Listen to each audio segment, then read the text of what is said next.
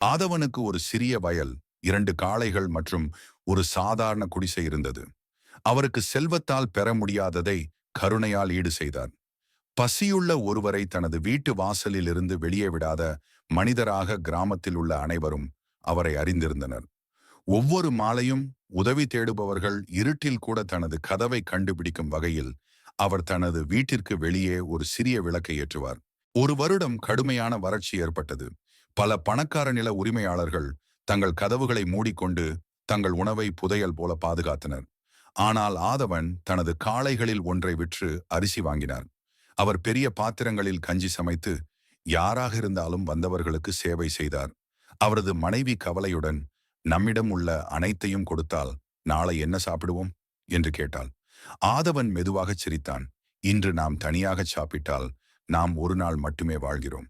நம்முடைய தானம் பலருக்கு உணவளித்தால் நம் வாழ்க்கை ஒவ்வொரு இதயத்திலும் வாழ்கிறது என்றார். ஆதவனால் ஈர்க்கப்பட்ட கிராமவாசிகள் மெதுவாக தங்கள் கதவுகளை திறக்கத் தொடங்கினர்.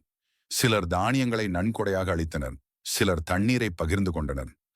ஆதவனின் வீட்டின் முன் இருந்த விளக்கு ஒரு அடையாளமாக மாறியது. மாதங்கள் கடந்துவிட்டன. இறுதியாக மழை வந்து மீண்டும் வாழ்க்கை மலர்ந்தபோது ஆதவனை காவுரவிக்க கிராமம் ஒன்று கூடியது. ஈதல் இசைப்பட வாழ்தல் அதுவல்ல, தூதியமில்லை உயிர்க்கு. கொடைத்தன்மையும் குன்றாத புகழும் தவிர வாழ்க்கைக்கு ஆக்கம் தரக்கூடியது வேறெதுவும் இல்லை.